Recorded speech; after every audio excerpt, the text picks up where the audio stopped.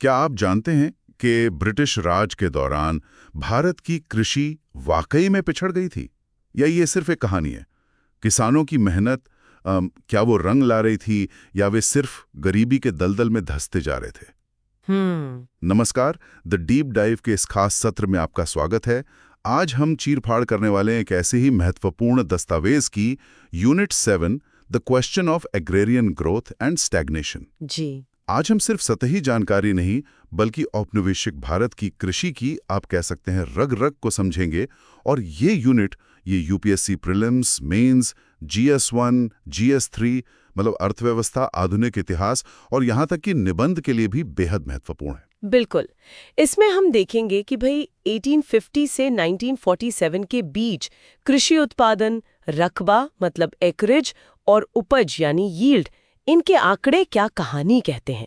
क्या उत्पादन असल में बढ़ा, और अगर बढ़ा तो क्या ये उस वक्त की बढ़ती हुई जनसंख्या वृद्धि के साथ कदम मिला पाया? फिर ये नकदी फसलें, जिन्हें कैश क्रॉप्स कहते हैं, और खाद्यान्न, फूड ग्रेन्स, इनकी कहानी क्या एक जैसी थीं या अलग थीं? हाँ, ये भी एक बड़ा सवाल है। और सबसे जरूरी बात, क्या पूरे देश में एक जैसा हाल था या अलग-अलग क्षेत्रों का प्रदर्शन बहुत अलग रहा? इस पर भी गौर करेंगे। तो तैयार हो जाइए, हम आंकड़ों, बहसों और इतिहासकारों के अलग-अलग नजरियों की गहराई में उतरने वाले हैं। उम्मीद है कि सत्र के अंत तक श्रोताओं को औपनिवेशिक कृषि की जो जटिलताएं हैं वो बेहतर ढंग से समझ में आएंगी और उनके पास यूपीएससी के लिए कुछ ठोस पॉइंट्स होंगे। चलिए शुरू करते हैं इस ज्ञानवर्धक यात्रा को। चलिए। तो सबसे पहले सेक्शन 7.1 पर आते हैं, परिचय, इंट्रोडक्शन। इसका मकसद क्या है? देखिए, इस यूनिट का मुख्य लक्ष्य है कि श्रोताओं को 1850 से 1947 के दौरान कृषि उत्पादन के जो मुख्य रुझान थे, ट्रेंड्स थे, मतलब रकबा कैसे बदला, उपज में क्या हुआ और कुल उत्पादन की वृद्धि दर क्या रही, उनसे अच्छी तरह परिचित कराया जाए। अच्छा, मतलब ट्रेंड्स पर फोकस है। जी। और साथ ही इस पूरे मुद्दे से जुड़ी जो मुख्य बहसें हुई हैं, जो डिबेट्स हैं, उनका भी एक अवलोकन, एक ओवरव्यू देना। यूनिट का स्ट्रक्चर भी इसी तरह है। पहले विश्लेषण का एक ढांचा समझाया गया है, फिर मैक्रो लेवल के आंकड़े दिए गए हैं, फिर अलग-अलग फसलों की बात है, क्षेत्रीय रुझान है, फिर आंकड़ों पर जो बहस हुई वो है, और आखिर में 19वीं सदी के रुझानों पर भी थोड़ी बात की गई है। समझ गया। तो अब आते हैं सेक्शन 7.2 पर, कृषि उत्पादन का विश्लेषणात्मक ढांचा, एनालिटिकल फ्रेमवर्क। ये सवाल कि अंग्रेजों के राज में खेती बढ़ी या नहीं, ये उपनिवेशवाद के असर पर जो बहस होती है उसके केंद्र में क्यों आ जाता है? इतना जरूरी क्यों है ये? ये इसलिए जरूरी है क्योंकि जो बढ़ती गरीबी थी, धीमा औद्योगिकीकरण था, पारंपरिक उद्योगों का विनाश हो रहा था, ये सब वो मुद्दे थे जिन्हें राष्ट्रवादी आलोचक बार बार उठाते थे, और इन सब का कहीं ना कहीं सीधा संबंध कृषि विकास से था। अच्छा। सवाल यही था कि क्या कृषि उत्पादन इतनी तेजी से बढ़ा कि वो बढ़ती आबादी का पेट भर सके? क्या खाद्यान्न की जो आपूर्ति थी वो जनसंख्या वृद्धि से ज्यादा थी या कम? ये बुनियादी सवाल थे। और वो व्यावसायिक खेती वाला मुद्दा, कमर्शलाइजेशन ऑफ एग्रीकल्चर, कि कैसे भारत कारखानों का माल निर्यात करने वाले देश से धीरे धीरे कृषि कच्चा माल, रॉ मटेरियल निर्यात करने वाला देश बन गया। हाँ, बिल्कुल। तो क्या ये जो निर्यात के लिए नकदी फसलें उगाने पर जोर दिया गया, क्या उससे खाद्यान्न उत्पादन पर असर पड़ा? क्या वो कम हो गया? यही तो बहस का एक अहम हिस्सा है। देखिए, उस समय राष्ट्रीय आय का आधे से ज्यादा हिस्सा कृषि से आता था, और ज्यादातर लोग, कार्यबल, वो भी कृषि से ही जुड़े थे। इसलिए कृषि उत्पादन का स्तर क्या था, उसके रुझान क्या थे, ये समझना बहुत महत्वपूर्ण हो जाता है, ये जानने के लिए कि आम भारतीय जनता पर औपनिवेशिक शासन का असल में क्या असर पड़ रहा था। और क्षेत्रीय प्रदर्शन की बात भी आपने की थी, वो क्यों अहम है? वो इसलिए कि हो सकता है औसत तस्वीर कुछ और दिखाए, लेकिन जमीनी हकीकत अलग हो। क्या ऐसा था कि कुछ इलाके, कुछ क्षेत्र आगे बढ़ रहे थे जबकि बाकी पिछड़ते जा रहे थे? ये जानना भी जरूरी है। असमान विकास जिसे कहते हैं। ये बहस तो काफी पुरानी लगती है ना, शायद 19वीं सदी के मध्य से ही शुरू हो गई थी। हाँ, बिल्कुल। दादा भाई नौरोजी की जो मशहूर किताब है poverty and un British rule in India, जिसमें उन्होंने 1868-69 में प्रति व्यक्ति आय सिर्फ 20 रुपए बताई थी, ये तो एक लैंडमार्क है। 20 रुपए? जी। फिर विलियम डिग्बी की किताब आई 1901 में, प्रॉस्परस ब्रिटिश इंडिया, नाम में व्यंग्य है, उन्होंने भी उपनिवेशवाद को ही बढ़ती गरीबी के लिए जिम्मेदार ठहराया। और नौरोजी और डिग्बी दोनों ने अपनी बात साबित करने के लिए कृषि उत्पादन के आंकड़ों का ही इस्तेमाल किया था। और फिर 19वीं सदी के अंत में जो भयंकर अकाल पड़े, उन्होंने इन बातों को और ज्यादा पुष्ट कर दिया। लोगों को लगा कि हाँ, कुछ तो गड़बड़ है। लेकिन अंग्रेज अधिकारियों ने इसका खंडन भी तो किया होगा। उन्होंने अपनी तरफ से क्या तर्क दिए? बिल्कुल किया। लॉर्ड कर्जन ने आर.सी. दत्त के तर्कों का खंडन किया। F.T. एटकिंसन ने डिग्बी की आलोचना की। बाद में जब इतिहास लिखा जाने लगा, इतिहास लेखन में तो उसमें भी दो मुख्य धाराएं उभर कर आईं। कौन सी? पहली थी राष्ट्रवादी स्कूल, नेशनलिस्ट स्कूल। इनका दृष्टिकोण निराशावादी था। ये मानते थे कि कृषि उत्पादन रुका रहा, स्टैग्नेट हो गया। 19वीं सदी में तो मुश्किल से आबादी के साथ चला, लेकिन 20वीं सदी में पिछड़ गया। और इसका दोष वो औपनिवेशिक नीतियों पर डालते थे, जैसे गैर विकास की नीति, मुक्त व्यापार, भारी भू राजस्व प्रणाली और जबरन वाणिज्यकरण। अच्छा, तो ये राष्ट्रवादी नजरिया था। जी। और दूसरा था संशोधनवादी स्कूल, रिविजनिस्ट स्कूल, जैसे M.D. मॉरिस और A. हेस्टन, जिन्होंने 1963 में लिखा। इनका मानना था कि नहीं, कृषि उत्पादन में ठीक ठाक विस्तार हुआ था, खासकर नकदी फसलों में, और प्रति व्यक्ति आय में धीमी ही सही पर सकारात्मक वृद्धि हुई थी। तो ये औपनिवेशिक नीतियों का एक तरह से सकारात्मक मूल्यांकन कर रहे थे। बिल्कुल उल्टा नजरिया। हाँ। और फिर एक और धारा आई जिसे नव संशोधनवादी स्कूल कहते हैं, जैसे तीर्थंकर रॉय, जिनका काम 2000 में आया। इन्होंने ध्यान औपनिवेशिक राज्य की नीतियों से हटाकर कृषि के वाणिज्यीकरण और वैश्विक बाजार से जुड़ाव पर केंद्रित किया, खासकर 1860 से 1920 के बीच। अच्छा, मतलब राज्य नहीं, बाजार पर फोकस। जी। इनका तर्क था कि निर्यात से प्रेरित वृद्धि हुई, प्रति व्यक्ति आय बढ़ी, उत्पादन और उत्पादकता में तेज वृद्धि हुई। हाँ, 1930 की जो महामंदी आई, उसने इस प्रक्रिया को बाधित जरूर किया। तो यहाँ एक खराब राज्य की जगह एक अच्छा बाजार विकास का मुख्य चालक, ड्राइवर माना गया। तो ये सारी बहसें, चाहे राष्ट्रवादी हों, संशोधनवादी हों या नव संशोधनवादी, ये सब कहीं ना कहीं कृषि आंकड़ों पर ही टिकी हुई हैं। ये आंकड़े आते कहाँ से थे? क्या ये भरोसेमंद थे? बहुत महत्वपूर्ण सवाल।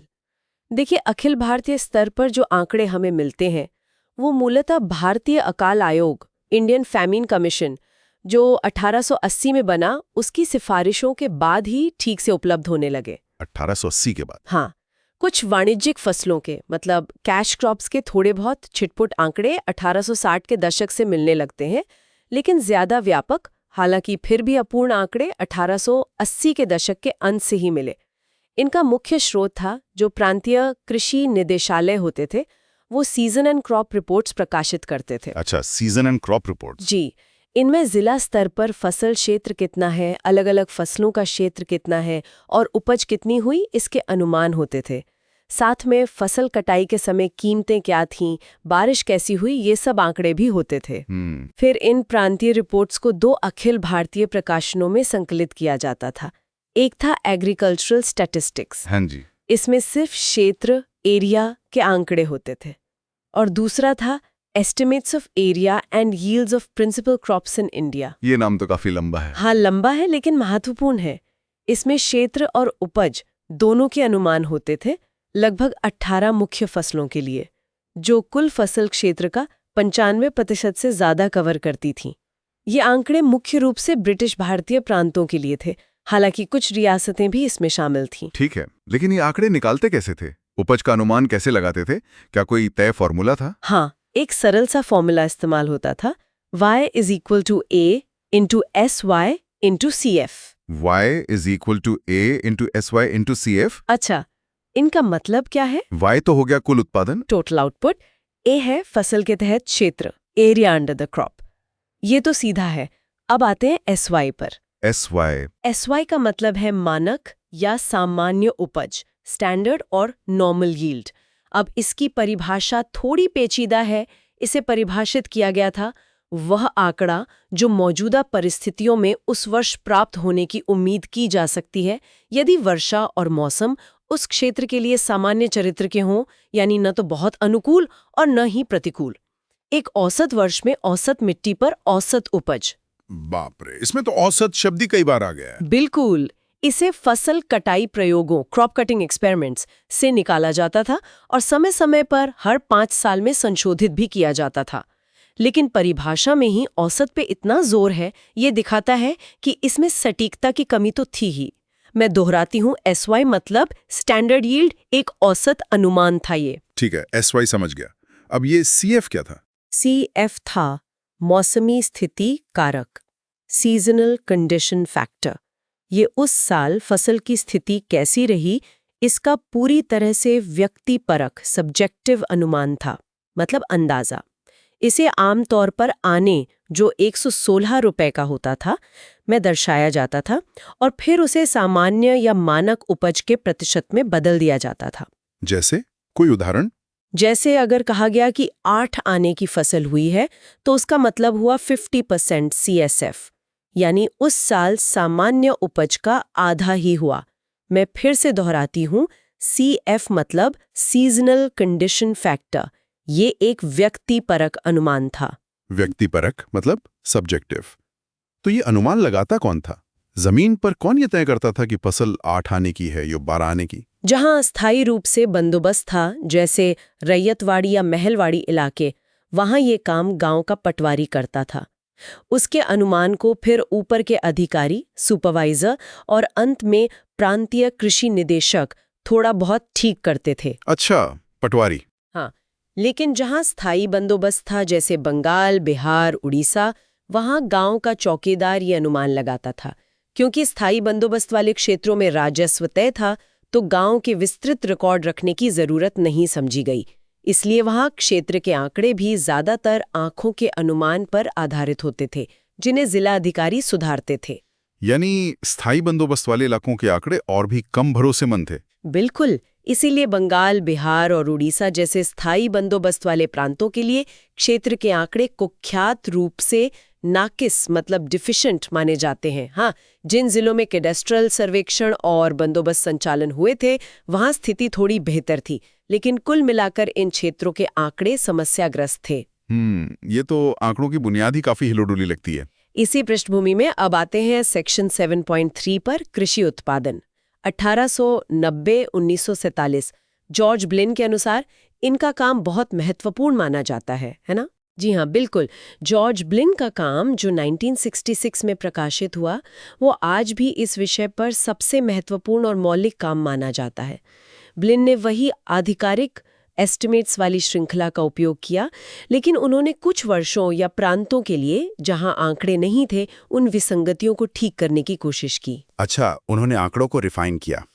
हाँ, उन्होंने 1891-92 से लेकर 1946-47 तक 18 प्रमुख फसलों के लिए, जिनमें 8 खाद्यान्न और 10 गैर खाद्यान्न फसलें थीं, उत्पादन, रकबा और उपज, इन तीनों की श्रृंखलाएं, टाइम सीरीज बनाई। और अलग-अलग फसलों को जोड़ने के लिए क्या तरीका अपनाया? मतलब गेहूं और कपास को एक साथ कैसे देखा? अच्छा सवाल है। उन्होंने अलग अलग फसलों को जोड़ने के लिए स्थिर मूल्य कांस्टेंट प्राइसेस का उपयोग किया। इसके लिए उन्होंने 1924 से 1929 के बीच की औसत कीमतों को आधार बनाया। इससे वो अलग अलग फसलों के उत्पादन को एक मूल्य आधारित सूचकांक में बदल पाए। ठीक है। उन्होंने प्रांतों को भी विश्लेषण की सुविधा के लिए 6 समूहों में बांटा था। तालिका 1 में ये समूह दिए गए हैं: greater Bengal, UP, greater Punjab, Bombay Sindh, मध्य प्रांत और मद्रास। तो याद रखना है, जॉर्ज ब्लिन 1891 से 1947 तक का विश्लेषण, आधिकारिक आंकड़ों पर आधारित स्थिर मूल्यों का प्रयोग। तो ब्लिन के मुख्य निष्कर्ष क्या थे? आंकड़े क्या कहते हैं? क्या तस्वीर उभर कर आई? शायद तालिका 2 और 3 में ये दिया गया है। जी, ब्लिन के निष्कर्ष काफी महत्वपूर्ण और कह सकते हैं चौंकाने वाले थे। देखिए, मुख्य बातें ये हैं। पहला, धीमी समग्र वृद्धि, स्लो ओवरऑल ग्रोथ। 1891 से 1947 के बीच इन लगभग 55-56 सालों में सभी फसलों के कुल उत्पादन की जो वार्षिक वृद्धि दर थी, वो बहुत ही कम थी, सिर्फ 0.37% प्रति वर्ष। सिर्फ 0.37%? ये तो बहुत ही कम है। हाँ, और जब आप इसकी तुलना उस अवधि की जनसंख्या की वार्षिक वृद्धि दर से करते हैं, जो लगभग 0.67% प्रति वर्ष थी, तो ये साफ हो जाता है कि कृषि उत्पादन जनसंख्या वृद्धि से काफी पीछे रह गया। मैं दोहराती हूँ, उत्पादन वृद्धि 0.37%, जनसंख्या वृद्धि 0.67%। ये लगभग ठहराव, स्टैग्नेशन की स्थिति थी। यानी प्रति व्यक्ति उत्पादन घट रहा था। बिल्कुल। दूसरा निष्कर्ष, वृद्धि का स्रोत क्या था, सोर्स ऑफ ग्रोथ। ये जो थोड़ी बहुत वृद्धि हुई भी 0.37%, वो आई कहाँ से? ब्लिन ने पाया कि लगभग पूरी वृद्धि फसलों के तहत रकबे के विस्तार, एकरेज एक्सपेंशन से आई। रकबे की वृद्धि दर 0.4% प्रति वर्ष थी। अच्छा, मतलब ज्यादा जमीन पर खेती होने लगी। हाँ, लेकिन कृषि उत्पादकता यानी प्रति एकड़ उपज, यील्ड, उसमें लगभग पूर्ण ठहराव था। उपज वृद्धि दर सिर्फ 0.01% प्रति वर्ष थी, न के बराबर। इसका मतलब है कि मात्रात्मक वृद्धि, ज्यादा जमीन तो हुई, लेकिन गुणात्मक वृद्धि, बेहतर उपज, लगभग नहीं हुई। मैं फिर दोहराती हूँ, रकबा वृद्धि 0.40%, उपज वृद्धि सिर्फ 0.01%। ये तो चिंताजनक बात है। मतलब खेती के तरीकों में कोई सुधार नहीं हुआ खास। सही। तीसरा निष्कर्ष, समय के साथ बदलाव, चेंज ओवर टाइम। ये जो निराशाजनक तस्वीर है, ये पूरी अवधि के लिए एक जैसी नहीं थी। ब्लिनन ने पाया कि अगर हम इस अवधि को 2 हिस्सों में बांटें, मोटे तौर पर 1891 से 1921 और 1921 से 1947, तो पहले आधे हिस्से में तीनों संकेतक, उत्पादन, रकबा और उपज, बाद के आधे हिस्से की तुलना में बेहतर थे। अच्छा, पहले हाफ में बेहतर था। हाँ, पहले चरण 1891-1921 में कृषि उत्पादन की वृद्धि दर 0.48% थी, जो उस दौर की जनसंख्या वृद्धि दर 0.44% से आगे रहने में कामयाब रही।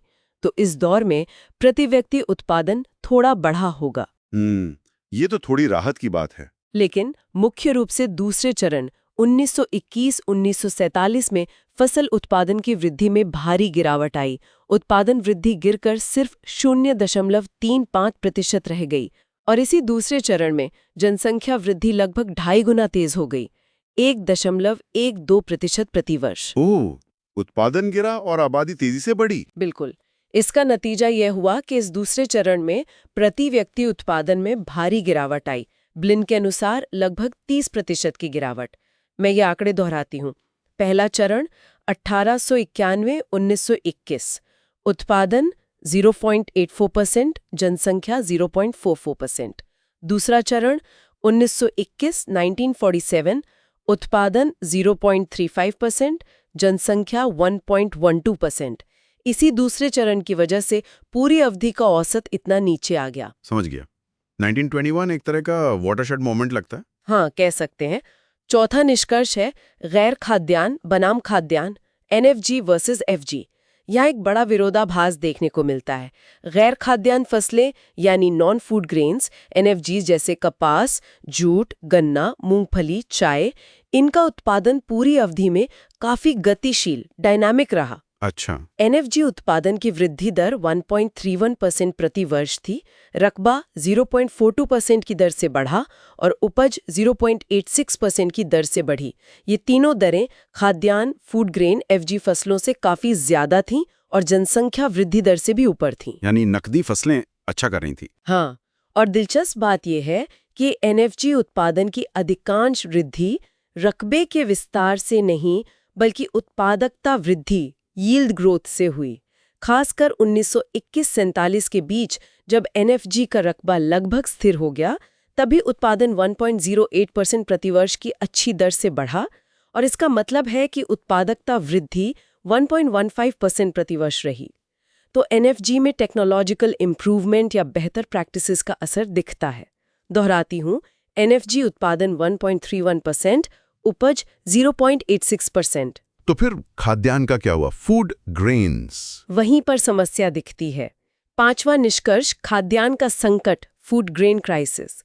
इसके ठीक विपरीत खाद्यान्न FG उत्पादन वृद्धि लगभग स्थिर थी, सिर्फ 0.11 प्रति वर्ष, और उत्पादकता यानी उपज वो तो असल में पूरी अवधि में घटी, -0.18% प्रति वर्ष, नेगेटिव ग्रोथ। उपज घटी, ये कैसे? हाँ, ये बहुत चिंताजनक आंकड़ा है। पहले दौर 1851 से 1921 में FG उत्पादन वृद्धि 0.75%, जनसंख्या वृद्धि दर 0.44% से ऊपर थी, जो ठीक था। लेकिन 1921 के बाद स्थिति बहुत बिगड़ गई। FG उत्पादन वृद्धि गिरकर सिर्फ 0.03% रह गई, मतलब लगभग शून्य, जबकि जनसंख्या वृद्धि 1.12% तक बढ़ गई। 0.03% उत्पादन वृद्धि बनाम 1.12% जनसंख्या वृद्धि। जी, इसका नतीजा हुआ प्रति व्यक्ति खाद्यान्न उत्पादन में भारी गिरावट, और इस दूसरी चरण में खाद्यान्न की उपज में गिरावट और तेज हो गई, 0.44%। मैं दोहराती हूँ, FG 1921 के बाद उत्पादन 0.03%, उपज 0.44% नकारात्मक, जनसंख्या 1.12%। ये आंकड़े भारत में बढ़ती खाद्य असुरक्षा की ओर इशारा करते हैं। तोब्लिन के ये आंकड़े दो बहुत बड़े सवाल खड़े करते हैं। पहला, ये जो 1921 के बाद जनसंख्या वृद्धि और प्रति एकड़ उपज, खासकर खाद्यान्न की उपज के बीच का अंतर इतना तेजी से क्यों बढ़ा? इसके क्या कारण हो सकते हैं? सही। और दूसरा, ये NFG यानी नकदी फसलों और FG यानी खाद्यान्न के प्रदर्शन में इतना ज्यादा विरोधाभास क्यों है? एक तरफ अच्छी खासी वृद्धि, दूसरी तरफ ठहराव या गिरावट। बिल्कुल, यही सवाल उठते हैं। और इन मैक्रो ट्रेंड्स को, इन बड़े रुझानों को समझने के लिए हमें अब थोड़ा और गहराई में जाना होगा। हमें अलग अलग फसलों के रुझानों को देखना होगा और क्षेत्रीय रुझानों को भी समझना होगा, तभी पूरी तस्वीर साफ होगी। ठीक है, तो अब चलते हैं सेक्शन 7.4 पर, व्यक्तिगत फसल उत्पादन रुझान, इंडिविजुअल क्रॉप प्रोडक्शन ट्रेंड्स। क्या फसलों के रकबे के अनुपात में कोई बड़ा बदलाव आया? मतलब क्या नकदी फसलें ज्यादा जमीन लेने लगीं और अनाज कम जमीन पर उगाया जाने लगा? तालिका 4 शायद इसी के बारे में है। ये एक दिलचस्प बात है। आश्चर्यजनक रूप से अगर हम कुल मिलाकर देखें तो खाद्यान्न और गैर खाद्यान्न फसलों के तहत सापेक्ष रकबे, रिलेटिव एकरेजेस में शायद ही कोई बड़ा बदलाव आया। अनुपात लगभग वही रहा, करीब 82% जमीन पर खाद्यान्न FG और 18% पर गैर खाद्यान्न NFG। अच्छा, तो कमर्शलाइजेशन के बावजूद ओवरऑल रेशियो नहीं बदला? हाँ, कुल अनुपात लगभग स्थिर रहा, लेकिन अगर हम व्यक्तिगत फसलों को, इंडिविजुअल क्रॉप्स को देखें तो उनमें काफी महत्वपूर्ण बदलाव हुए। जैसे कि खाद्यान्न में देखें तो चावल और गेहूं जो मुख्य फसलें थीं, उनका रकबा निरपेक्ष रूप से तो बढ़ा, लेकिन कुल फसल रकबे में उनका सापेक्ष भार ज्यादा नहीं बदला। ठीक है, और गैर खाद्यान्न में? NFG में कुछ बहुत बड़े बदलाव हुए। सबसे महत्वपूर्ण शायद मूंगफली का एक प्रमुख नकदी फसल के रूप में तेजी से उदय था। शुरुआत में ये लगभग नगण्य फसल थी, लेकिन अगले 50 सालों में इसका रकबा करीब 5 मिलियन एकड़ बढ़ गया, खासकर मद्रास प्रेसिडेंसी में और कुछ हद तक बॉम्बे में। मूंगफली इतना ज्यादा? जी हाँ। इसी दौरान बाकी तिलहनों का कुल रकबा लगभग 1.5 मिलियन एकड़ घट गया। दूसरा बड़ा बदलाव था नील का। नील एक समय बहुत महत्वपूर्ण नकदी फसल थी, लेकिन सिंथेटिक डाई आने के बाद इसका लगभग पूरी तरह से पतन हो गया। हाँ, नील विद्रोह वगैरह भी इतिहास में पढ़ते हैं। बिल्कुल। फिर कपास का रकबा बढ़ा, लेकिन इसकी ज्यादातर वृद्धि पहले चरण में हुई, यानी 1891 से 1916 के बीच। इसके विपरीत गन्ने का रकबा लगभग पूरी तरह से 1921 के बाद के चरण में बढ़ा, खास तौर पर 1931 के बाद, जब सरकार ने आयातित चीनी पर सुरक्षात्मक शुल्क, प्रोटेक्टिव ड्यूटी लगाया, तो उससे घरेलू गन्ने की खेती को बहुत प्रोत्साहन मिला। तो याद रखने वाली बातें हैं: मूंगफली का उदय, नील का पतन, कपास पहले बढ़ा, गन्ना बाद में। ये तो रकबे की बात हुई। अब उत्पादन का क्या? हाँ। अलग अलग फसलों का उत्पादन कैसे बदला? क्या उपज में भी फर्क था? तालिका 5 शायद उत्पादन पर है। हाँ, उत्पादन में भी अलग अलग फसलों की अलग अलग कहानियां हैं। खाद्यान्न की बात करें तो चावल, राइस सबसे प्रमुख फसल थे, लेकिन जैसा हमने पहले देखा, इसकी उपज में गिरावट आई। पूरी अवधि में -0.09% और 1921-46 में तो -0.47%। इसी वजह से खाद्यान्न की समग्र उपज की प्रवृत्ति नीचे गई। चावल ने नीचे खींचा। हाँ, इसके विपरीत दूसरी प्रमुख अनाज फसल गेहूं, व्हीट, इसकी उपज में महत्वपूर्ण वृद्धि हुई। पूरी अवधि में +0.38% और 1891 से 1916 में तो +1.25%। ये अच्छी बात थी, लेकिन गेहूं की उत्पादन वृद्धि दर भी पहले चरण की तुलना में दूसरे चरण में 3 गुना से ज्यादा धीमी हो गई और गेहूं की उपज वृद्धि भी दूसरे चरण में लगभग 0 पर आ गई। तो गेहूं भी बाद में धीमा पड़ गया। जी, अगर बाकी खाद्यान्न देखें तो चावल और रागी को छोड़कर सभी ने पूरी अवधि में कुछ न कुछ उत्पादन वृद्धि तो देखी, लेकिन गेहूं और मक्का को छोड़कर बाकी सभी खाद्यान्न फसलों ने दूसरे चरण 1921 से 1946 में नकारात्मक उत्पादन वृद्धि दर का अनुभव किया, मतलब उनका उत्पादन घटने लगा।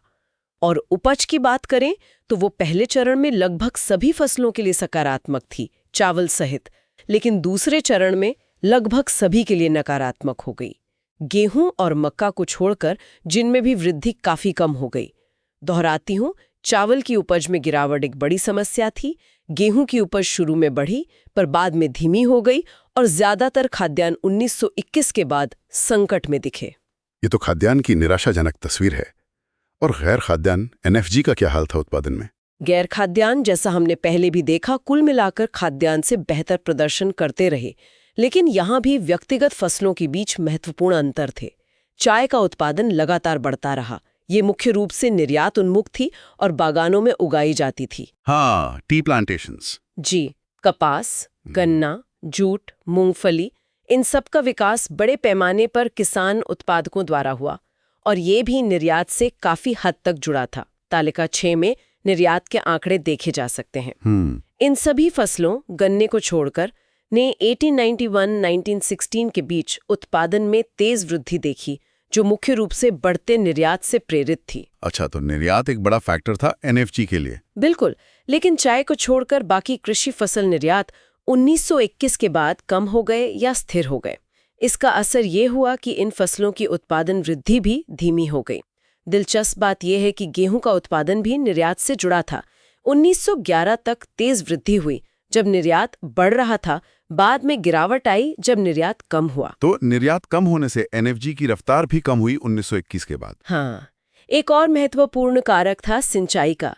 पंजाब में नहर सिंचाई का जो भारी विस्तार हुआ 1885 से 1925 के बीच, लगभग 20 मिलियन एकड़ नई सिंचित भूमि, उसने गेहूं और कपास के उत्पादन को जबरदस्त बढ़ावा दिया। लेकिन 1921 तक सिंचाई का ये विस्तार भी लगभग रुक गया। ये भी एक कारण था कि 1921 के बाद नकदी फसल वृद्धि में मंदी क्यों आई।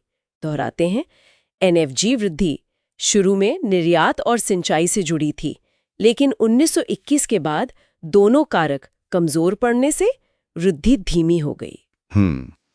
तो ये अलग अलग फसलों की कहानी हुई। हाँ। अब आते हैं सेक्शन 7.5 पर, क्षेत्रीय फसल उत्पादन रुझान, रीजनल क्रॉप प्रोडक्शन ट्रेंड्स। क्या ये जो विकास दरें थीं या ठहराव था, ये पूरे देश में एक जैसा था या कुछ इलाके बहुत अच्छा कर रहे थे और कुछ बहुत बुरा?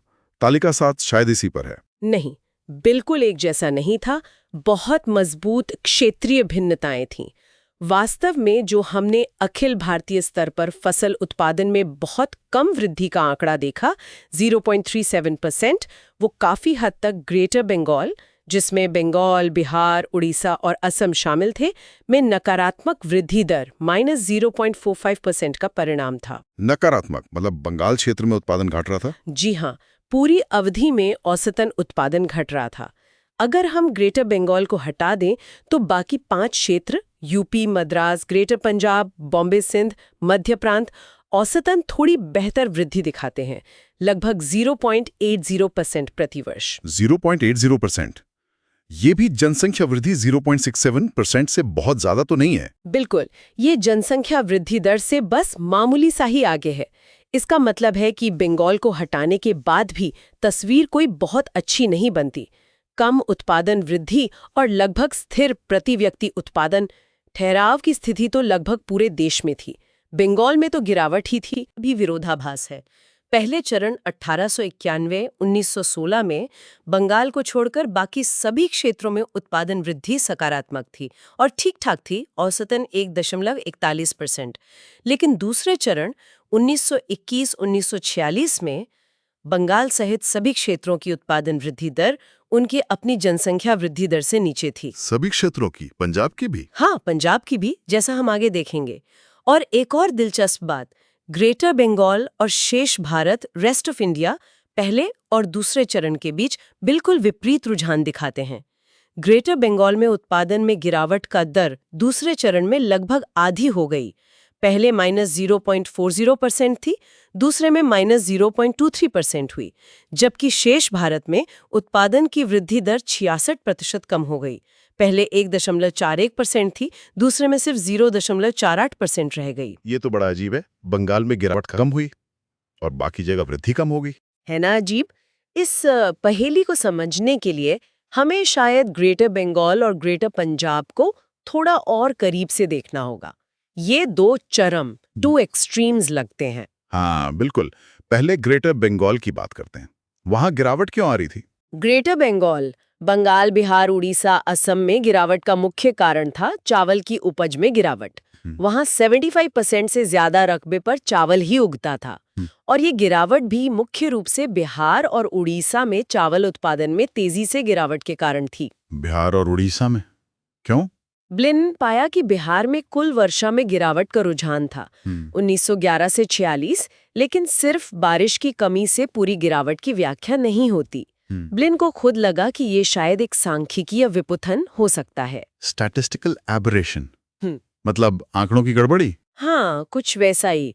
हुआ ये था कि शायद बिहार और उड़ीसा के लिए 1922-23 तक एक बहुत ज्यादा अनरियलिस्टिकली हाई मानक उपज स्टैंडर्ड यील्ड SY का आंकड़ा इस्तेमाल होता रहा और फिर अचानक उसे कम कर दिया गया। इसे आंकड़ों में गिरावट दिखने लगी जो शायद वास्तविक गिरावट से ज्यादा थी। अच्छा, ये SY वाली समस्या। जी, इस समस्या को ठीक करने के लिए ब्लिनी ने खुद ही एक प्रयास किया। उन्होंने क्या किया कि 1937-41 के औसत उत्पादन को आधार मानकर पूरी अवधि के लिए एक संशोधित मॉडिफाइड मानक उपज निकाली और फिर से गणना की। इसके नतीजे तालिका 8 में दिखाए गए हैं। तो इस सुधार से, इस मॉडिफिकेशन से क्या फर्क पड़ा? क्या बंगाल की तस्वीर बदल गई? फर्क तो पड़ा। इस सुधार से ग्रेटर बंगाल के लिए खाद्यान्न उत्पादन की वृद्धि दर -0.73% से बढ़कर -0.15% हो गई। मतलब गिरावट तो अभी भी थी पर काफी कम, और इसका असर अखिल भारतीय आंकड़ों पर भी पड़ा। अखिल भारतीय खाद्यान्न उत्पादन वृद्धि 0.11% से बढ़कर 0.30% हो गई। तो सुधार के बाद भी गिरावट या बहुत कम वृद्धि ही दिख रही है। बिल्कुल, और ये ध्यान रखना भी महत्वपूर्ण है कि ये सुधार करने के लिए ब्लिन को आधार अवधि शुरुआती सालों के आंकड़ों को लगभग 22% कम करना पड़ा, जो अपने आप में थोड़ा संदिग्ध लगता है। और सबसे बड़ी बात, इस सबसे आशावादी सुधार, मोस्ट ऑप्टिमिस्टिक एडजस्टमेंट के साथ भी न तो खाद्यान्न उत्पादन और न ही सभी फसलों का कुल उत्पादन जनसंख्या वृद्धि के साथ तालमेल बिठा सका। प्रति व्यक्ति उत्पादन में गिरावट की जो मूल तस्वीर थी वो बनी रहती है। तो बंगाल की कहानी तो गिरावट की ही रही, भले ही आंकड़ों में कुछ सुधार कर लें। अब पंजाब का क्या? ग्रेटर पंजाब का प्रदर्शन कैसा था? ग्रेटर पंजाब, जिसमें आज का पंजाब, हरियाणा, हिमाचल और पाकिस्तानी पंजाब शामिल थे, का प्रदर्शन बिल्कुल विपरीत था। वहां समग्र उत्पादन वृद्धि दर 1.57% प्रति वर्ष थी, जो पूरे ब्रिटिश भारत में सबसे ज्यादा थी। 1.57%, ये तो काफी अच्छा है। हाँ, बाकियों के मुकाबले तो बहुत अच्छा है। इसमें खाद्यान्न 1.10% की दर से बढ़े, जो अखिल भारतीय औसत दर का लगभग 10 गुना था, और गैर खाद्यान्न NFG तो 2.40% की शानदार दर से बढ़े। कमाल है। तो पंजाब में तरक्की हो रही थी। हाँ, लेकिन यहाँ भी कहानी में एक पेंच है। यहाँ भी समय के साथ बदलाव है। अधिकतम वृद्धि पहले चरण 1891-1916 में हुई, जब कुल उत्पादन 2.17% की दर से बढ़ा। लेकिन दूसरे चरण में 1921-1946 में ये वृद्धि धीमी होकर 1.30% रह गई। 1.30%, ये भी तो ठीक ही लग रही है। हाँ, अकेली देखें तो ठीक है, लेकिन दूसरे चरण में पंजाब की जनसंख्या वृद्धि दर 1.41% थी। यानी दूसरे चरण में पंजाब में भी उत्पादन वृद्धि जनसंख्या वृद्धि से पीछे रह गई। इसके आंकड़े तालिका 9 में हैं। ओहो, तो पंजाब में भी आखिर में प्रति व्यक्ति उत्पादन गिरने लगा? जी हाँ, सबसे गतिशील क्षेत्र में भी यही हुआ। लेकिन पंजाब में ये शुरुआती तेज वृद्धि हुई क्यों और बाद में धीमी क्यों पड़ गई? पहले चरण में जो तेज वृद्धि थी वो मुख्य रूप से नहर कॉलोनियों, कैनाल कॉलोनीज में खेती के तहत रकबे में भारी विस्तार, एकरेज एक्सपेंशन के कारण हुई। सिंचाई का रकबा 1885 में कुल फसल क्षेत्र का 29% था, जो 1911 तक बढ़कर 50% हो गया। इससे गेहूं और कपास का उत्पादन बहुत बढ़ा। नहरों का कमाल। बिल्कुल। लेकिन दूसरे चरण में रकबा विस्तार धीमा हो गया। अब वृद्धि मुख्य रूप से उत्पादकता वृद्धि, प्रोडक्टिविटी ग्रोथ से प्रेरित थी, खासकर एनएफजी फसलों जैसे कपास और गन्ना में। इसके लिए बेहतर बीज आए, गहन खेती हुई, खाद्यान्न की उत्पादकता भी दूसरे चरण में कुछ बढ़ी, बेहतर बीज, कुछ रासायनिक उर्वरक, लेकिन वृद्धि उतनी शानदार नहीं थी। उत्पादकता वृद्धि धीमी क्यों रही? इसका एक बड़ा कारण था नहर सिंचाई का एक दुष्प्रभाव, जल जमाव और मिट्टी की क्षारीयता की बढ़ती समस्या। जमीन खराब होने लगी। अनुमान है कि 1946-47 तक पश्चिमी पंजाब का लगभग 24% फसल क्षेत्र इससे प्रभावित था। तो दूसरे चरण में रकबा विस्तार धीमा हुआ, उत्पादकता वृद्धि भी उम्मीद से कम हुई और नतीजा ये हुआ कि कुल उत्पादन वृद्धि जनसंख्या वृद्धि से नीचे गिर गई। ब्लिन का अपना अनुमान है कि पंजाब में प्रति व्यक्ति खाद्य उत्पादन में गिरावट का रुझान शायद 1911-1921 के दशक से ही शुरू हो गया था और अगले 30 वर्षों में ये गिरावट लगभग 29% थी। तो निष्कर्ष यही है कि सबसे गतिशील क्षेत्र पंजाब में भी प्रति व्यक्ति खाद्यान्न उत्पादन में गिरावट एक निर्विवाद वास्तविकता है। यानी जो पंजाब मॉडल की बात होती है वो भी टिकाऊ नहीं रहा उस दौर में। अच्छा, क्या पंजाब की शुरुआती वृद्धि दर पर भी कोई सवाल उठाया गया है? मतलब क्या ब्लिन के आंकड़े सही थे पंजाब के लिए? हाँ, उठाया गया है। MM इस्लाम ने तर्क दिया है कि ब्लिन ने शायद 1891-1911 के बीच पंजाब की कृषि उत्पादन वृद्धि को कुछ बढ़ा चढ़ाकर पेश किया है। इस्लाम ने पंजाब की सीजन एंड क्रॉप रिपोर्ट्स पर आधारित एक वैकल्पिक उत्पादन श्रृंखला बनाई और उनके नतीजों में ब्लिन की तुलना में विकास दरें थोड़ी कम दिखती हैं। इसकी तुलना तालिका 10 में देखी जा सकती है। अच्छा, तो आंकड़ों पे बहस यहाँ भी है? जी बिल्कुल। तो ये हमें सीधे सेक्शन 7.6 पर ले आता है, कृषि सांख्यिकी पर बहसें, डिबेट्स ओवर एग्रीकल्चरल स्टैटिस्टिक्स। यानी ब्लिन के काम और उनके इस्तेमाल किए गए आंकड़ों पर काफी बहस हुई है, खासकर उनकी विश्वसनीयता को लेकर। हाँ, बहुत बहस हुई है। देखिए, ब्लिन के आंकड़े बहुत प्रभावशाली थे और एस शिवसुब्रमण्यम ने अपने राष्ट्रीय आय के अनुमानों का आधार इन्हीं को बनाया। लेकिन जल्द ही इन पर संदेह उठाए जाने लगे। जैसा हमने देखा, MD मॉरिस ने खाद्यान्न उपज में गिरावट पर संदेह जताया। फिर एलन हेस्टन ने तो एक व्यवस्थित आलोचना, सिस्टमैटिक क्रिटिक पेश की। हेस्टन की आलोचना, हमने उनका नाम पहले भी सुना था। हाँ, संशोधनवादी स्कूल के संदर्भ में हेस्टन ने खासकर मानक उपज SY और मौसमी स्थिति कारक SCF के विश्वसनीयता पर गंभीर सवाल उठाए। उनके अलावा क्लाइव डुवी जैसे इतिहासकारों ने भी आंकड़ा इकट्ठा करने वालों यानी पटवारी कानूनगो के मनमाने और अविश्वसनीय तरीकों की आलोचना की और क्षेत्रीय स्तर पर भी, जैसे MM इस्लाम ने बंगाल के लिए और कार्ल प्रे ने पंजाब के लिए ब्लिन के आंकड़ों में संशोधन के प्रयास किए। तो हेस्टन की मुख्य आलोचना क्या थी? उन्होंने SY और SCF पर क्या सवाल उठाए? हेस्टन का मुख्य तर्क ये था कि उपज के जो आधिकारिक आंकड़े थे वो व्यक्तिगत थे और उनमें प्रशासनिक पूर्वाग्रह था। ये पूर्वाग्रह आता था पटवारी निराशावाद से। पटवारी निराशावाद, ये क्या है? यानी पटवारी, उसकी ये प्रवृत्ति थी कि वो अच्छे वर्षों की उपज को कम करके आंकता था और बुरे वर्षों की उपज को बढ़ा चढ़ाकर आंकता था। इससे होता ये था कि SCF का आंकड़ा व्यवस्थित रूप से सिस्टमैटिकली कम हो जाता था। मतलब पटवारी सोचता था कि ज्यादा अच्छी फसल बता दी तो शायद लगान बढ़ जाए। अच्छा, ये तो मानवीय स्वभाव है शायद। हो सकता है।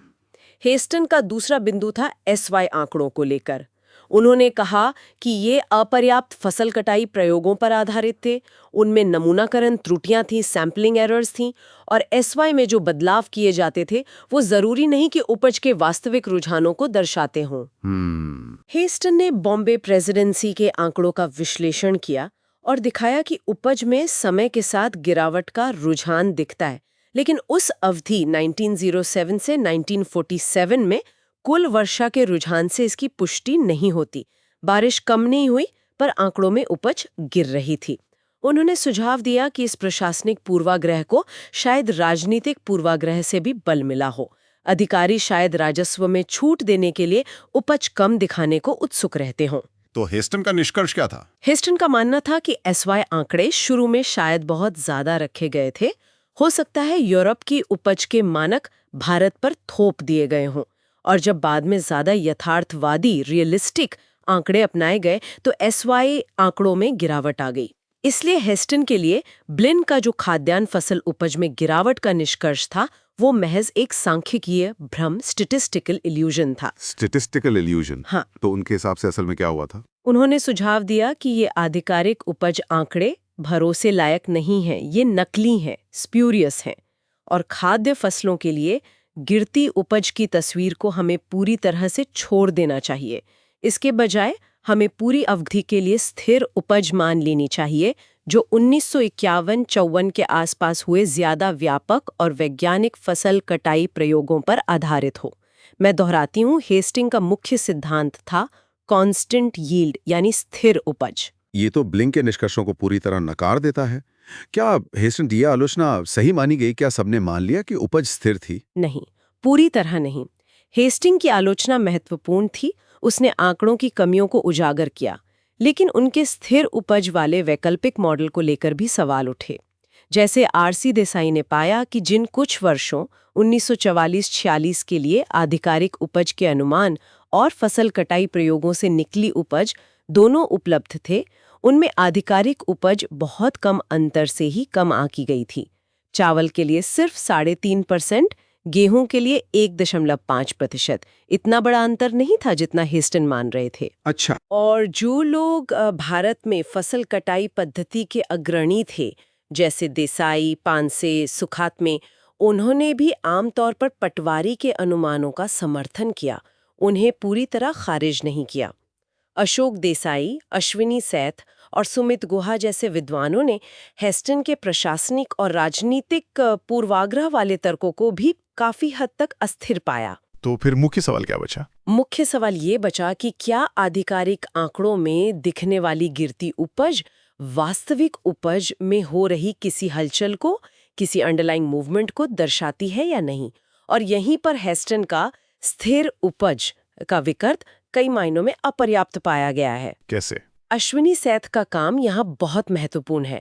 उन्होंने उत्तर प्रदेश, मुजफ्फरनगर, बरेली में गेहूं की उपज का 1840 से 1946 तक बहुत सावधानी पूर्वक अध्ययन किया।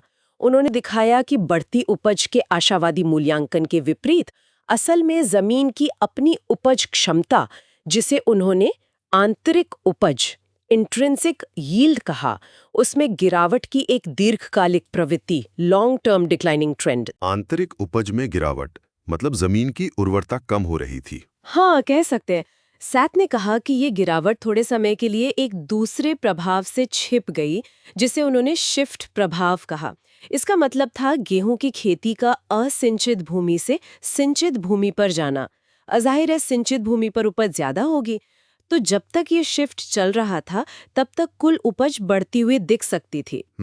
लेकिन एक बार जब ये शिफ्ट प्रभाव समाप्त हो गया, यानी नहर सिंचाई का विस्तार धीमा हो गया, या जैसा पंजाब में हुआ जल जमाव के कारण क्षारीयता बढ़ने लगी, तो वो जो आंतरिक उपज में गिरावट की दीर्घकालिक प्रवृत्ति थी वो फिर से हावी हो गई। ये तो बहुत महत्वपूर्ण बात है। जी, और अगर जैसा कि साथ दिखाते हैं आंतरिक उपज में गिरावट की एक वास्तविक दीर्घकालिक प्रवृत्ति थी, तो फिर ब्लिन के आंकड़ों में दिखने वाली उपज में गिरावट असंभव नहीं लगती, और तब हेस्टन द्वारा प्रस्तावित स्थिर उपज का विकल्प अस्थिर हो जाता है।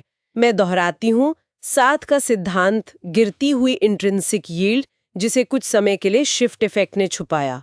तो इस पूरी बहस का निचोड़ क्या निकलता है? ब्लिन सही थे या हेस्टन? देखिए, ये कहना मुश्किल है कि कौन पूरी तरह सही था, शायद सच्चाई कहीं बीच में हो।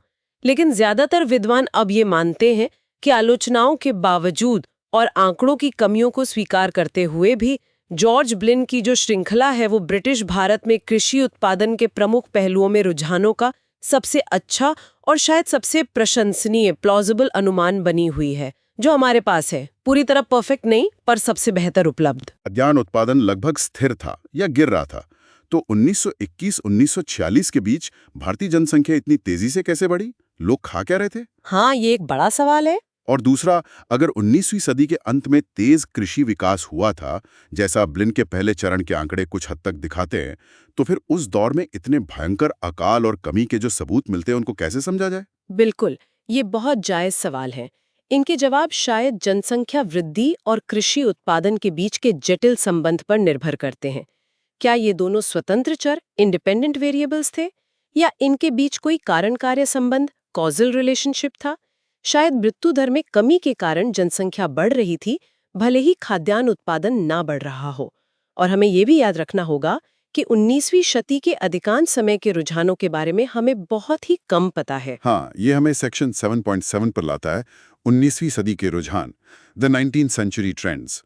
तो क्या 1890 से पहले के बारे में कुछ कहा जा सकता है? यहाँ आंकड़ों की बहुत ज्यादा कमी है, इसलिए जो भी कहा जाता है वो काफी हद तक अनुमानों पर आधारित है। हेस्टन ने जो कोशिश की थी कि मध्य 20वीं सदी की उपज को पीछे की ओर एक्सट्रापोलेट कर दें, उसे ज्यादातर विद्वान अत्यधिक असंभावित मानते हैं, क्योंकि वो 19वीं सदी में बढ़ते रुझान को दिखाता है जिसके सबूत कम है। तो फिर क्या अनुमान है? सुमित गुहा ने इस पर काफी काम किया है। उन्होंने बिखरे हुए सबूतों, कुछ थोड़े विश्वसनीय, कुछ ज्यादा अनुमानित, के आधार पर यह अनुमान लगाया है कि 1825 से 1890 के बीच कुल खेती योग्य क्षेत्र, कल्टीवेटेड एरिया, शायद 33% बढ़ सकता है। 33% रकबा बढ़ा। और आबादी? उसी अवधि में जनसंख्या वृद्धि का अनुमान बहुत अनिश्चित है। कहीं 26% से लेकर 87% तक का अनुमान लगाया जाता है। अब देखिए, केवल अगर हम सबसे कम वाला जनसंख्या वृद्धि अनुमान 26% लें, तभी रकबा वृद्धि 33% जनसंख्या से आगे रह सकती है। अगर जनसंख्या 50% या 80% बढ़ी, तो रकबा वृद्धि काफी पीछे रह गई। तो शायद प्रति व्यक्ति जमीन कम हुई हो। और उपज का क्या? गुहा ने उसी अवधि के लिए उत्तर और दक्षिण भारत के जिला बंदोबस्त रिपोर्टों में उपलब्ध फसल कटाई प्रयोगों के अधूरे आंकड़ों के आधार पर उपज में गिरावट की प्रवृत्ति का अनुमान लगाया है।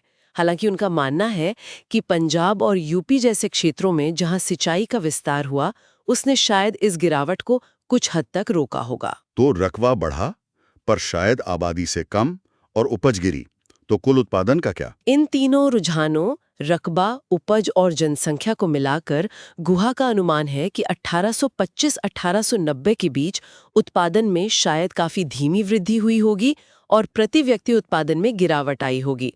मैं दोहराती हूँ, गुहा का 19वीं सदी का अनुमान धीमी वृद्धि और गिरता हुआ प्रति व्यक्ति उत्पादन। तो ये 19वीं सदी की तस्वीर भी कोई बहुत अच्छी नहीं है। जी नहीं। तो अब आते हैं सेक्शन 7.8 पर, सारांश, समरी। इस पूरी लंबी और जटिल चर्चा का सार क्या निकलता है? मुख्य बातें क्या हैं? देखिए, जॉर्ज ब्लिन के उत्पादन के आंकड़ों ने तमाम बहसों के बावजूद कुछ बातें मजबूती से स्थापित की। पहला, 1891-1946 के बीच कृषि उत्पादन की वृद्धि दर बहुत कम रही और प्रति व्यक्ति उत्पादन में गिरावट की एक मजबूत प्रवृत्ति दिखाई दी। ठीक है, low growth, declining per capita output. दूसरा, गैर खाद्यान्न फसलों NFG का प्रदर्शन अपेक्षाकृत बेहतर था, जबकि खाद्यान्न उत्पादन FG लगभग स्थिर रहा या कम हुआ। खाद्यान्न में भी चावल उत्पादन में गिरावट आई, जबकि गेहूं उत्पादन ने तुलनात्मक रूप से बेहतर प्रदर्शन किया, खासकर शुरू में। NFG, FG, rice declined, wheat did better initially. तीसरा, मजबूत क्षेत्रीय भिन्नताएं थीं। ग्रेटर बंगाल जैसे क्षेत्र स्थिर रहे या गिरे, जबकि पंजाब जैसे क्षेत्र ने खासकर पहले चरण में ज्यादा उछाल दिखाया। Regional variations, Bengal stagnated, declined, Punjab grew faster initially. चौथा, कृषि उत्पादन हमारे विश्लेषण वाले कालखंड के पहले भाग, मोटे तौर पर 1891-1921 में ज्यादा तेजी से बढ़ा और दूसरे भाग 1921-1946 में अधिकांश क्षेत्रों में स्थिर हो गया या गिरावट आई। Growth in first half, stagnation, decline in second half. बिल्कुल। और इसी का नतीजा था कि प्रति व्यक्ति उत्पादन पहले भाग में शायद थोड़ा बढ़ा या स्थिर रहा, लेकिन दूसरे भाग में सबसे तेजी से गिरा। Per capita output rose stable in first half, fell sharply in second. और आखिर में अगर हम 19वीं सदी 1825-1890 के उपलब्ध अनुमानों जैसे गुहा के को इसके साथ मिलाकर देखें, तो हम शायद ये निष्कर्ष निकाल सकते हैं कि 1890-1920 की जो अवधि थी, जिसमें थोड़ी बेहतर वृद्धि दिखी, वो औपनिवेशिक काल में कृषि ठहराव और प्रति व्यक्ति उत्पादन में गिरावट के एक समग्र लंबे पथ में शायद बस एक संक्षिप्त ऊपर की ओर उछाल, ब्रीफ अपवर्ड ब्लिप का प्रतिनिधित्व करती है। मतलब एक लंबी गिरावट के बीच एक छोटी सी अच्छी अवधि। हाँ, शायद ऐसा ही था। अगर 19वीं सदी में लंबा ठहराव या गिरावट थी, तो उससे 19वीं सदी के अंत में जो बार बार भयानक अकाल पड़े, जिनमें भारी मृत्यु दर हुई, उसकी व्याख्या हो जाती है।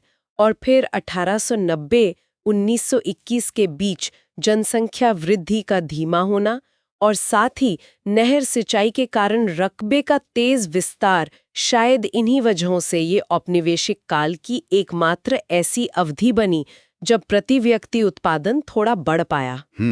ये एक महत्वपूर्ण निष्कर्ष है।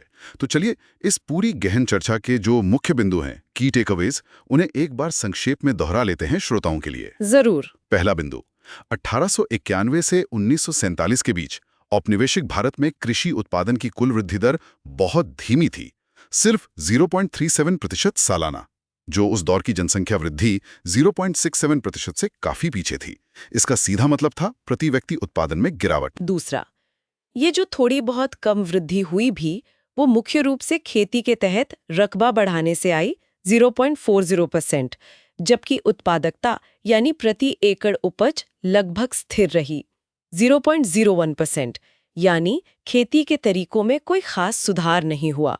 तीसरा, समय के साथ तस्वीर बदली। 1891 से 1921 तक स्थिति थोड़ी बेहतर थी, उत्पादन वृद्धि जनसंख्या से थोड़ी आगे थी, लेकिन 1921 से 1947 के दौरान खासकर खाद्यान्न के मामले में उत्पादन लगभग रुक गया, 0.03% या गिरने लगा, उपज -0.44%, जबकि आबादी बहुत तेजी से बढ़ी 1.12%। नतीजा, प्रति व्यक्ति खाद्यान्न उपलब्धता में भारी कमी। चौथा, नकदी फसलें या गैर खाद्यान्न फसलें या नॉन फूड ग्रेन्स (NFG) का प्रदर्शन खाद्यान्न से लगातार बेहतर रहा, 1.31% उत्पादन वृद्धि, और इनकी वृद्धि में उत्पादकता यानी यील्ड 0.86% का भी महत्वपूर्ण योगदान था, खासकर 1921 के बाद भी। पांचवा, पूरे भारत में एक जैसी कहानी नहीं थी।